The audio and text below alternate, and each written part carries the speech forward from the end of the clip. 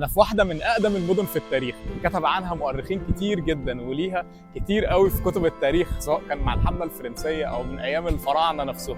اسمها نفسه بيقول كده. فاهلا بيك من دمنهور، بحييك. تخيل معايا لما تتمشى في مدينة اتبنت من كام ألف سنة، تفتكر شكلها دلوقتي بقى عامل ازاي؟ كانت في يوم من الأيام عاصمة للدلتا وليها جيش ومعبود وحاكم خاص بيها. دمنهور عاصمة محافظة البحيرة. أصل اسمها دي من حور، اسم أصله فرعوني معناه مقر المعبود حور. ما يغركش إنها صغيرة وهادية، ده خرج من هنا أحمد زويل وكارم محمود وعبد الوهاب المسيري والبابا كيرلس السادس. في شوارعها وحواريها كلها حكايات. المعمار القديم في بيوتها تقدر تشوفه حواليك وانت بتتمشى وبتستمتع بيه، وهو بيحكي عن نفسه كتير. احلى حاجة فيها انها صغيرة، هتحس انها بيتك. تقدر بتاكسي تلفها كلها، من اول جامع التوبة لجامع الحبشي وجامع سيدي عمر والاوبرا وغيرهم كتير جدا. مش ناقصها بس غير متحف يحكي عن تاريخها واثارها. وطبعا اذا ذكرت دمنهور ذكر الحباش، وده مصطفى صاحبي كان اول مرة يجرب ياكل حباش.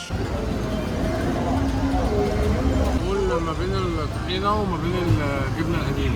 في الحقيقة الأكلة دي عبارة عن تتبيلة يعرفها أهل دمنهور، وبتتعمل بالطحينة والزيت الحار والطماطم. دمنهور جميلة بشوارعها وأكلاتها وتاريخها، ومحتاجين وقت كتير جدا عشان نحكي عنه. فلو بتحب الأماكن القديمة والسفر ما تنساش اللايك والشير والفولو.